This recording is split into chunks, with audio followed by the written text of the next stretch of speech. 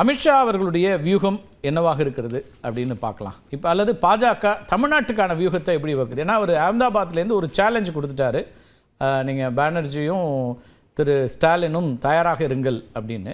அப்போ அதை நிறைவேற்றக்கூடிய அல்லது அந்த சவாலை வெற்றி கொள்ளக்கூடிய வேண்டிய ஒரு இடத்துல இருந்தானே அந்த சவால் கொடுத்துருப்பாரு. அதுக்கான திட்டம் என்ன வச்சுருக்காங்கன்னு பார்க்குறீங்க? பிஜேபி பொறுத்த வரைக்கும் தமிழ்நாட்டுல எப்படியாச்சும் ஜெயிச்சாகணும், தமிழ்நாட்டுல கால் ஊன்றணும். கால் ஊன்றுவதா ஜெயிப்பதா? ஏற்கனவே கால் ஊன்றிட்டாங்க தானே. இப்போ வந்து சட்டமன்றத்தில் அவங்களுக்கான உறுப்பினர்கள் இருக்கிறாங்க. கால் ஊன்றி ஜெயிப்பதுன்னு வச்சுக்கலாமாங்க? ஓகே, கால் ஊன்றி ஜெயிக்கணுங்கிறதா அவங்களோட ஐடியாலஜிக்கல் பிளஸ் பொலிட்டிக்கல் ஒரு ஆம்பிஷனாகவும் இருக்கு. நீங்க சொல்றது ஒரு பொருள் வந்து ஏற்கனவே கடந்த தேர்தலில் இப்ப அவங்க வந்து சொந்த காலில் தேர்தலில் நிக்கல அப்படி மீன் பண்ண வரீங்களா? என்ன சொல்ல வரீங்க? கட்சிய ரீதியாக தமிழ்நாட்டுல பாஜக இன்னும் வளரவில்லை, கட்டமைப்பு சரியாக இல்லை என்பதுதான் பாஜகவோட எண்ணம். அதுல மாற்று கருத்து இல்லைங்க. இன்னைக்கு ஒரு சேஞ்ச் நடந்திருக்கு, அதை நம்ம வந்து ரொம்ப க்ளோஸா அதுதான் அடுத்து வரேன். இன்னைக்கு பியூஷ் கோயல் உள்ளிட்டவர்கள் நியமிச்சிருக்காங்க இல்லையா? இதோட சிக்னிபிகன்ஸ் என்ன பார்க்கலாம்? ஜெய் பாண்டா தான் வந்து இன்சார்ஜா இருந்தாரு, எலெக்ஷன் இன்சார்ஜா தமிழ்நாட்டுல இருந்தாரு.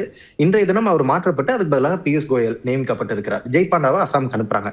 ஜெய் பாண்டா இந்த மாற்றத்துக்கான 2 காரணமா நான் பாக்குறேன். ஒண்ணு, தமிழ்நாடு பாஜக தலைவர்களே ஒரு சில பேர் ஜெய் பாண்டாவோட ஃபங்க்ஷனிங் வந்து சற்று அவர்களுக்கும் சிரமமா தான் இருந்துச்சு. ஜெய் பாண்டா வந்து ஒரு 2-வே கம்யூனிகேஷன் இல்லாம அது ஒன் வே கம்யூனிகேஷனா இருக்கு. அவர் வராரு, இப்படிதான் செயல்படணும், டெல்லியில் நாங்க இப்படிதான் ஜெயிச்சோம், அதனால நீங்க இதெல்லாம் செயல்படணும், இதெல்லாம் நீங்க செய்யணும் அப்படின்னு மட்டும் சொல்லிட்டு போறாரு.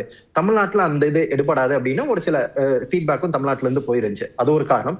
2வது, பியூஷ் கோயல் வந்து ஏடிஎம்கே தலைவர்களுக்கு நல்ல பரிச்சயமானவர். சோ இந்த கூட்டணிய இன்னும் கொஞ்சம் ஸ்மூத்தா நடத்தலாம், ஒரு கோஆர்டினேஷன் இன்னும் கொஞ்சம் ஈஸ் ஆஃப் கோஆர்டினேஷனுக்காக தான் பியூஷ் கோயல் அப்பாயின்ட் பண்ணதான் பாக்குறேன். இந்த 2 காரணத்துக்காக தான் பியூஷ் கோயல் அப்பாயின்ட் பண்ணதான் பாக்குறேன். இப்ப பியூஷ் கோயலோட அப்பாயின்மெண்ட்ல இருந்து நமக்கு இன்னொரு விஷயம் தெரியுது. என்னன்னா, இன்னொரு மெசேஜ் என்னன்னா, ஏடிஎம்கே இபிஎஸ் ஓட ஹேண்ட் வந்து இன்னும் கொஞ்சம் ஸ்ட்ரென்தன் ஆகுது இந்த கூட்டணியில அப்படிங்கிறது நமக்கு தெளிவா தெரியுதுங்க. சோ இந்த 2 தான். சோ ஏடிஎம்கே தலைமையில் தான் கூட்டணி என்பதை பாஜக ஏற்றுக்கொண்டிருக்கிறது. ஏடிஎம்கே தலைமையில கூட்டணி போனாதான் ஜெயிக்க முடியுங்கிறத ஏற்றுக்க தயாரா இருக்காங்க. இப்ப சமீபத்துல ஓபிஎஸ் வந்து அமித்ஷா பார்த்துட்டு போனாரு. நமக்கு கிடைக்கக்கூடிய தகவல் வந்து என்னன்னா, ஓபிஎஸும் சரி சசிகலாவும் சரி நிபந்தனையே இல்லாமல் அதிமுகவில் இணைவதற்கு தயாராக இருக்கிறார்கள் என்பதுதான் அந்த ஸ்டாண்ட். ஆனா எடப்பாடி பழனிசாமி இபிஎஸ் பொறுத்த வரைக்கும் இந்த பொதுக்குழுல இந்த ஓபிஎஸ் அமித்ஷா போய் பார்த்துட்டு வந்ததற்கான ஒரு இன்டைரக்ட் மெசேஜ எடப்பாடி பழனிசாமி பொதுக்குழு தெரிவிக்கிறார். ஒரு தீர்மானமா எந்தெந்த கட்சிகள் தேசிய ஜனநாயக கூட்டணிக்கு வர வேண்டும் என்பதற்கான முடிவையும் எடுப்பதற்கான முழு அதிகாரத்தையும் இபிஎஸ் வழங்கதான் சொல்லியிருக்காங்க. சோ